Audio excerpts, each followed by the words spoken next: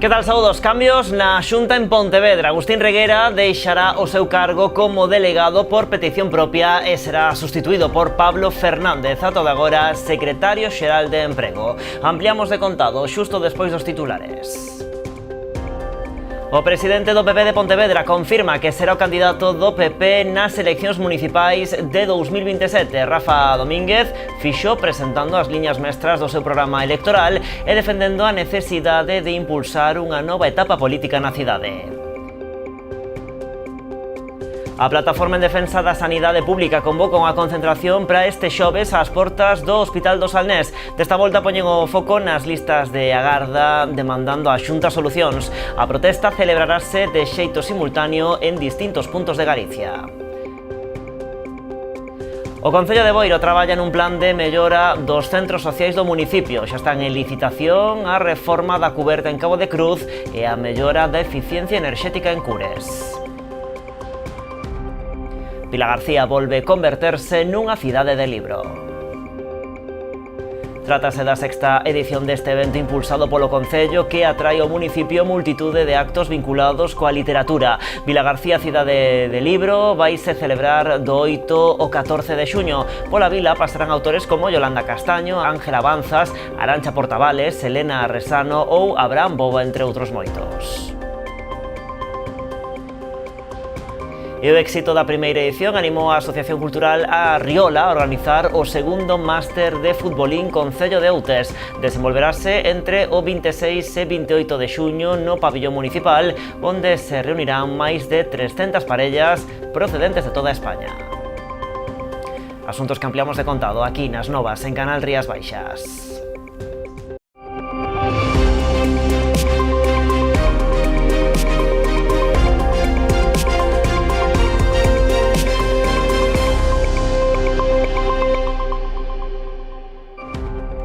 E comezamos con eses cambios na delegación da Xunta en Pontevedra.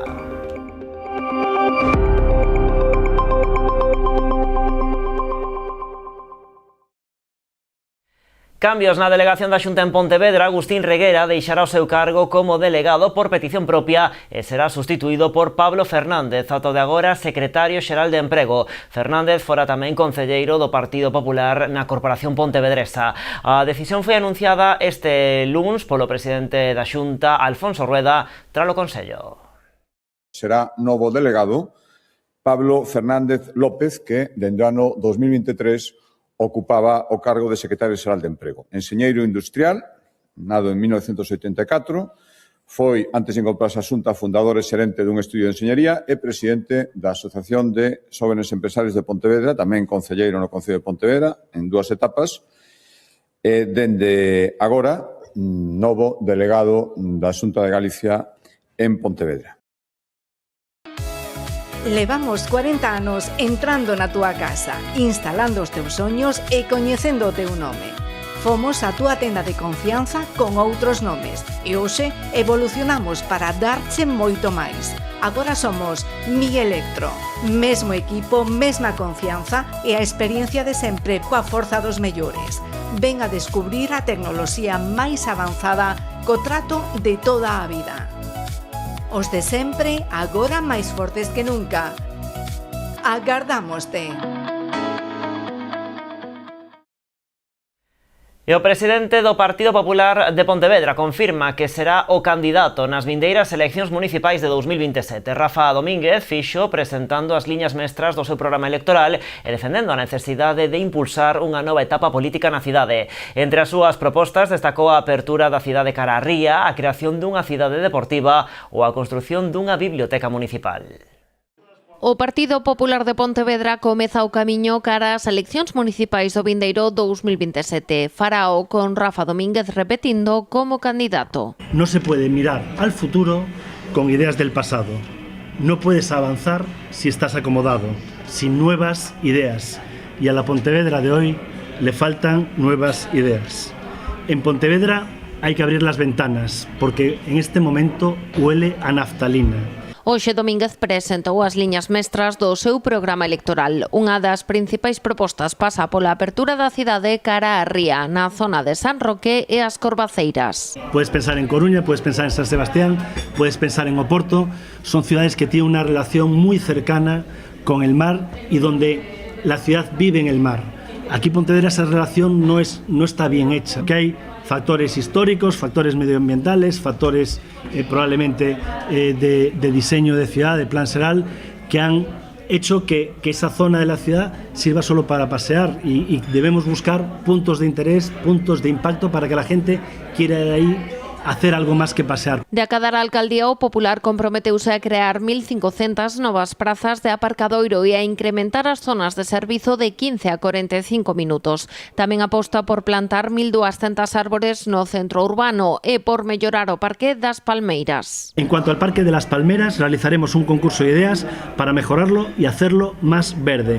Es una parte de la ciudad en las que están peor cuidadas y sin duda una de las partes de la ciudad que debería hacernos sentir orgullosos a todos los pontevedreses. Redactar un peixón, construir unha cidade deportiva e unha biblioteca municipal e apostar por utilizar o Hospital Provincial como centro universitario son outras das cuestións que Domínguez levará no seu programa. Tamén se comprometeu coas parroquias. Las parroquias están abandonadas por el concello. No están limpias, las carreteras tienen muchas deficiencias, no se limpian las cunetas ni se desbrozan y desde luego hay unos déficits enormes en cuanto a los servicios que se les dan por parte del concello. Tienen muchos impuestos, pero no reciben servicios. Me comprometo a mejorar la vida de las parroquias, a tener brigadas continuas de desbroce, a tener contenedores acuedados, a incrementar el número de días de recogida de basura.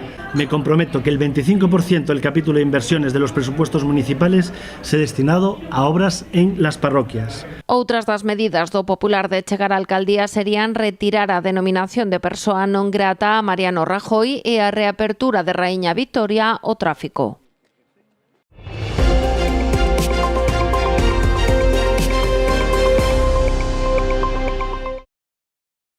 Só Sanidade Pública convoca unha concentración para este xoves ás portas do Hospital do Salnés. Desta volta poñen o foco nas listas de agarda demandando a Xunta solucións. A protesta celebrarase de xeito simultáneo en distintos puntos de Galicia.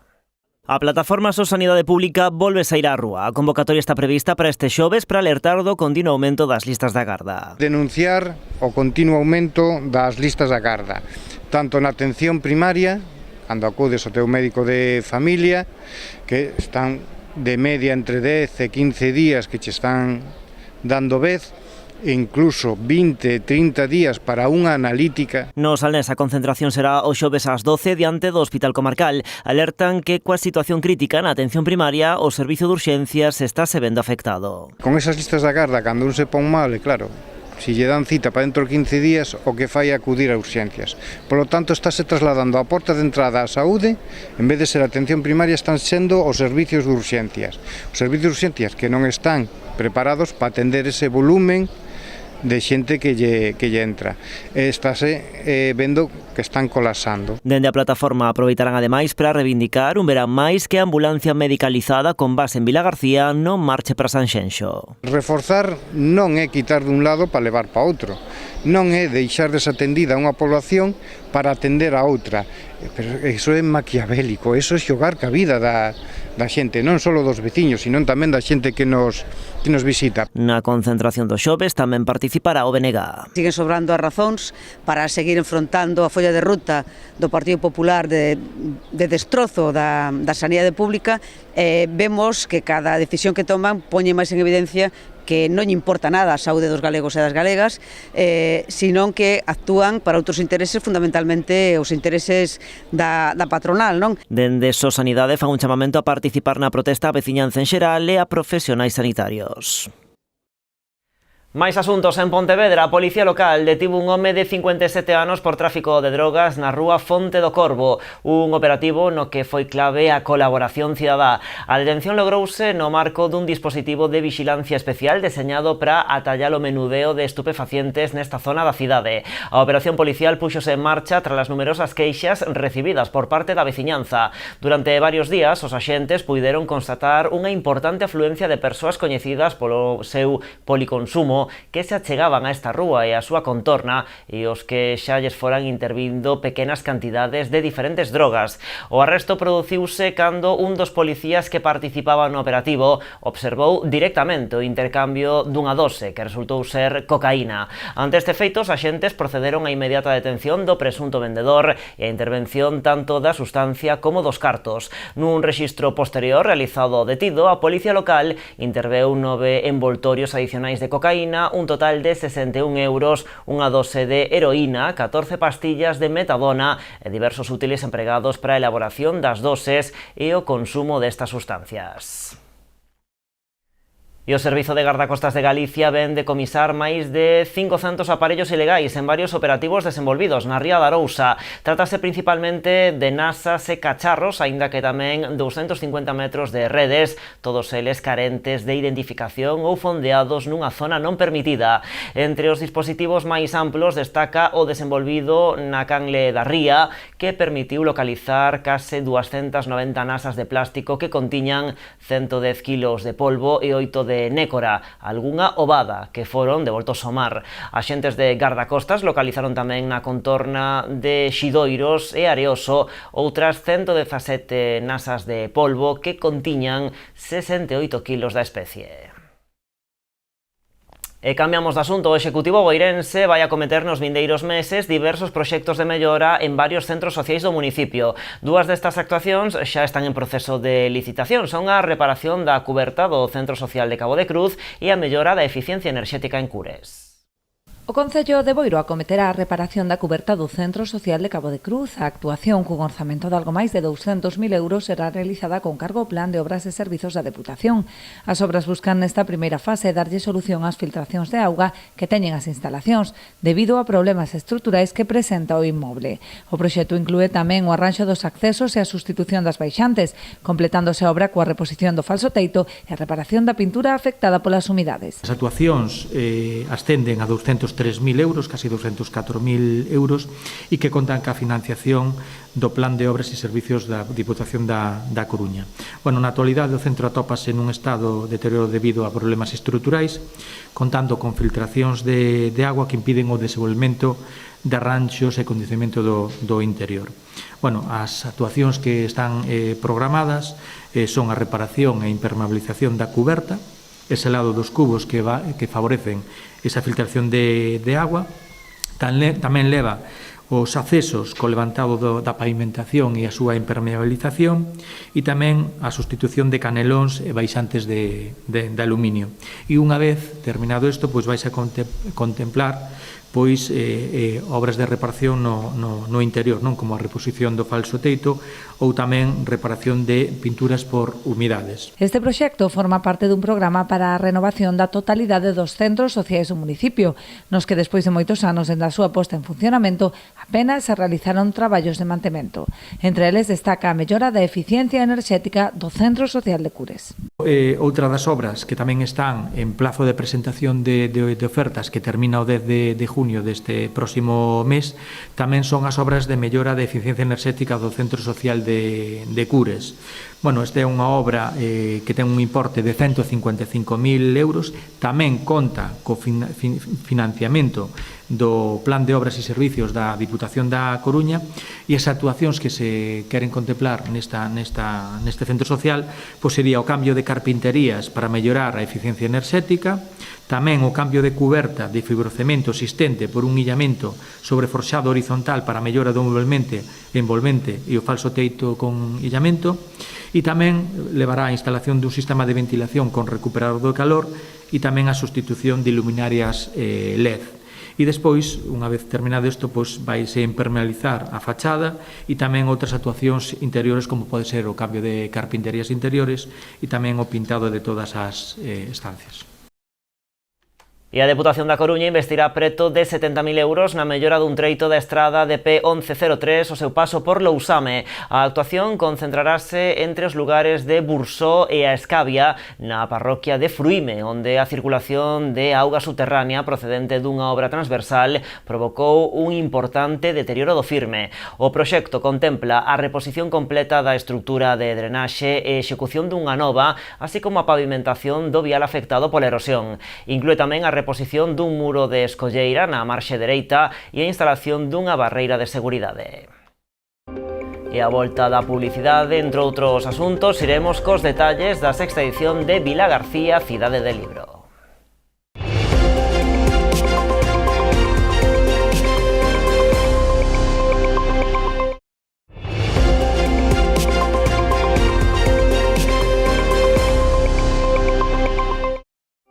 Pois aquí seguimos nas novas en Canal Rías Baixas. Aberto o prazo para participar no programa Lousame Concilia Verán, que pon en marcha o Concello para ofrecer unha alternativa de conciliación ás familias. Por primeira vez será de balde para todos os participantes e terán prioridade os empadreados no municipio.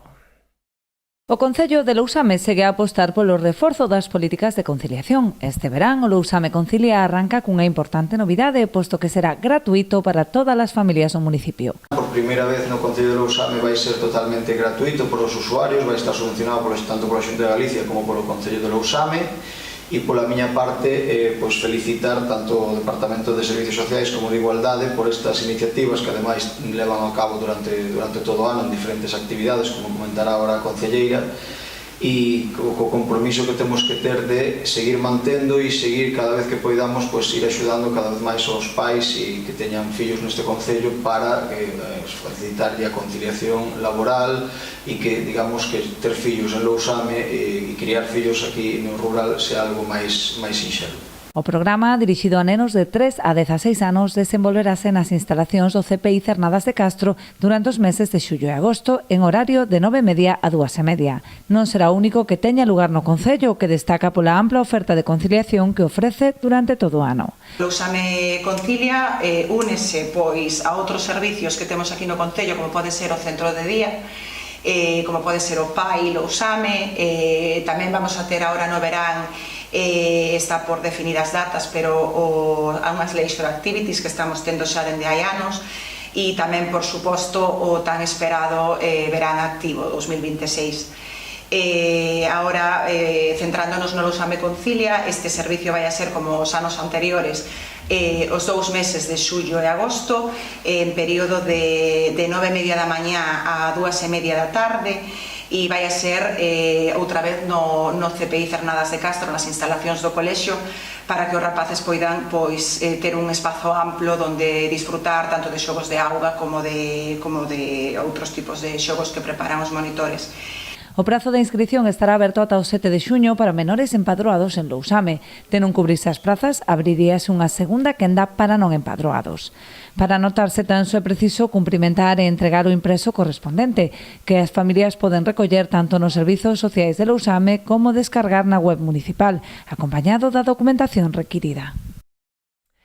E o Pazo de Colón, en Poio, acolleu este luns a xornada de valoración do xurado experto de Tapea Poio 2026, na que preto dunha vintena de participantes no certame compartiron fogóns para elaborar e presentar as súas creacións ante o xurado experto. Xosé Canas, do restaurante Pepe Vieira, e Pepe Solla, de Casa Solla, a divulgadora gastronómica Marga Pazos e o comunicador Alberto Rivas degustaron e valoraron as 28 tapas que se presentaron a esta edición.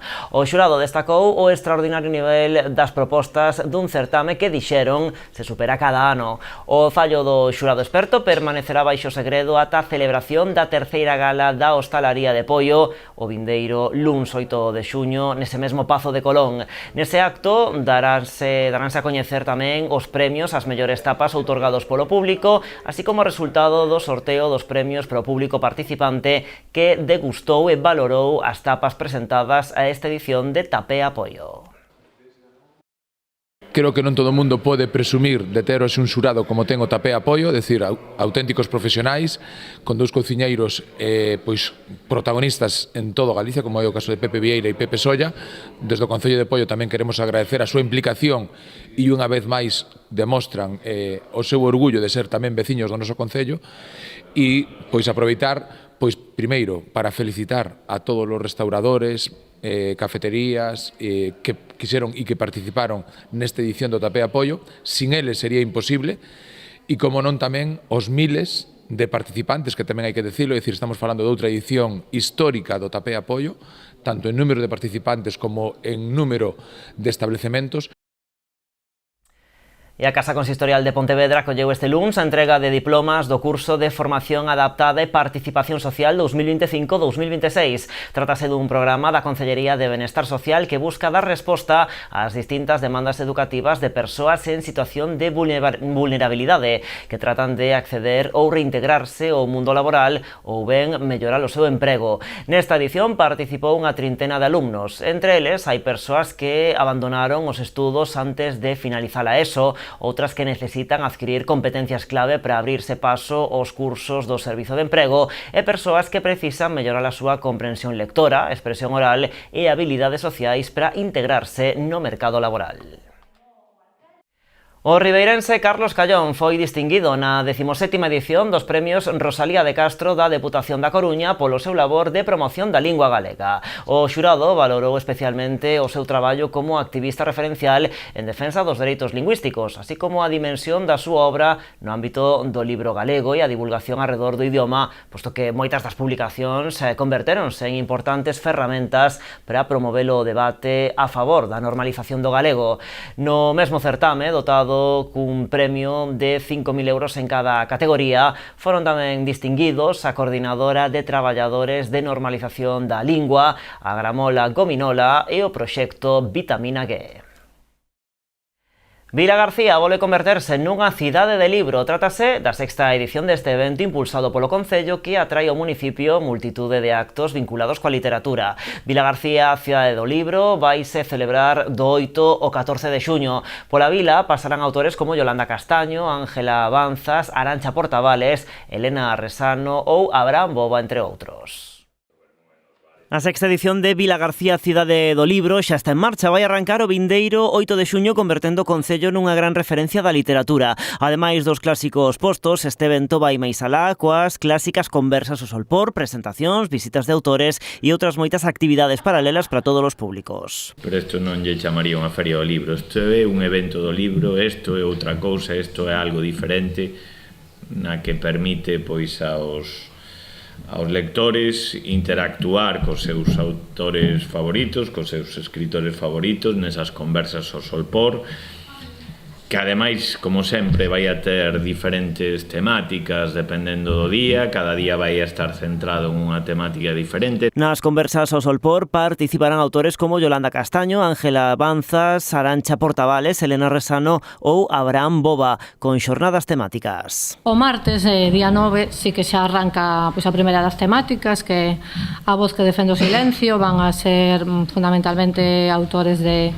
poesía, porque vai estar con nos Yolanda Castaño, Branca Trigo, Mario Obrero e tamén Ángela Banzas. O mércores 10 mesturarase música e literatura. Vai estar con nos Abraham Boba, que é o cantante de León Benavente. Tamén contarvos que pois, un dos seus discos fixo unha grabación no Auditorio Municipal hai uns anos e conta moito con Vilagarcía. Sube no Atlantic Fest tamén, como sabedes, en certas ocasións e é un autor que temos aquí de referencia, pero tamén vamos a contar con Mique Puig, con Fernando Fernández Rego e con María Xosé Silvarses. E o xoves 11 a temática centrarase no misterio e intriga. Vamos a ter a Arantxa Portavales, que son as superventas en Galicia e tamén sigue sendo moi prolífica, ven a presentar novo libro. Tamén contaremos con César Pérez Gélida. Tamén haberá tempo para a literatura de viaxes o venres, para a mestura de literatura e emocións o sábado e novela contemporánea o domingo. Entre os autores locais participarán este ano Paulo García Conde ou Iago Gómez. En nova edición dos Sete Falares, o certame que Pontevedra dedica á narración oral. Entre os días 7 e 14 de xuño, 11 contadores pasarán pola cidade para participar neste encontro internacional de contadores de historias. Ademais, este ano a cita empregará novos espazos da cidade convertidos en escenario para voces chegadas de Galicia, Cuba, o Brasil ou Portugal, entre outros lugares. Estarán a brasileira Benita Prieto, o cubano Aldo Méndez ou o portugués Walter Pérez, mulleres que acompañarán a voces galegas como Ángeles Goás, Cris de Caldas ou Celso San Martín. A programación comezará o domingo, día 7, no Auditorio do Pazo da Cultura ás 8:30 da tarde. Vaino facer coa peza teatral Apago Candil, da compañía galega Contraproducións e dirixida por Cándido Pazó. A partir de aí, a narración oral estenderase por espazos como o Instituto Valle Inclán, a Casa das Campás, a Residencia de Maiores de Campolongo, os Xardíns de Marescot, o Liceo Casino e a Casa da Luz. O éxito da primeira edición animou a Asociación Cultural A Riola a organizar o segundo máster de futbolín Concello de Outes. Vaise desenvolver entre o 26 e 28 de xuño no pabillón municipal, onde se reunirán máis de 300 parellas procedentes de toda España. O Concello de Outes converterase a finais de mes na capital do futbolín coa segunda edición do Máster Nacional que organiza a Asociación Arriola. O pasado ano arrancaba este torneo superando todas as expectativas con máis de 300 parellas participantes. Fixeron o primeiro Máster Nacional, o que decía Domingos, podían haber feito un Open para arrancar, pero xa se foi a un Máster Nacional, que ao final foron máis de 300, entonces o éxito ao final foi rotundo. O torneo dará comezo o 26 de xuño cunha xornada gratuita aberta a todo aquel que queira participar en modalidade cega. Sábado e domingo terá lugar a competición oficial nas distintas modalidades e categorías. Este ano volvemos a ter as mesmas modalidades co ano pasado, volvemos a ter o parado, volvemos a ter a modalidade de movimento e o femenino, que contamos que penso que este ano que vamos ter máis parellas, queremos, porque o primeiro ano non sabían máis ou menos como era, penso que íamos ter máis parellas este ano, e nada, non sei, temos as categorías de élite, que é a de xente máis profesional, primeira división e segunda. E o venres temos o que chaman os cegos, son parexas, a xente apúntase e tócache con quen che toca. Este ano vamos facer... É totalmente gratuito, é un detalle que queremos ter coa xente que veu o ano pasado, vamos ter totalmente gratuito, podes apuntar a quen queira, aínda que non queiran vir os outros 2 días, poden vir xogar, van a pasar moi ben. Dende o Concello apoian a organización deste torneo de primeiro nivel, que ademais de fomentar a práctica deste deporte que congrega cada vez máis adeptos, contribúe a visibilizar o municipio atraendo centos de visitantes de toda España. Ao final e ao cabo estamos falando de un acto, é un evento deportivo que vai atraer xente tanto do ámbito autonómico como do ámbito nacional e que, bueno, desde logo tamén vai dar visibilidade, por suposto, ao Concello de Outes, bueno, do que presumimos sempre, non? Do noso patrimonio paisaxístico que temos, que estamos tan orgullosos dese patrimonio cultural que tamén temos e, ademais, que tamén poden disfrutar tamén desa gastronomía que tamén sempre presumimos dela, non? E a primeira edición da regata Desafío Rías Baixas concluía a pasada tarde tras unha tranquila xornada de navegación que pouco tivo que ver coa regata deste domingo, con unhas condicións marítimas moito máis exixentes na zona de Corrubedo. Finalmente, La Gitana, do Club Náutico da Coruña, proclamouse campioa en A1, seguido do Ciralla I de Sanxenxo e o Fent Lavís de Baiona. Na división A2, a vitoria foi para o Tuspi II de Portosín. Completaron o podio o Vértigo Sailing do Liceo Marítimo de Bouzas e o grupo Puma Espaco do Club de Iates de Baiona. En A3, o Bonaventure de Vigo fíxose co triunfo, mentres que o Siradella e Orión quedaron en segunda e terceira posición. E así rematamos, pero seguimos en canalriasbaixas.com e tamén nas nosas redes sociais. Como sempre, graciñas por estaren aí.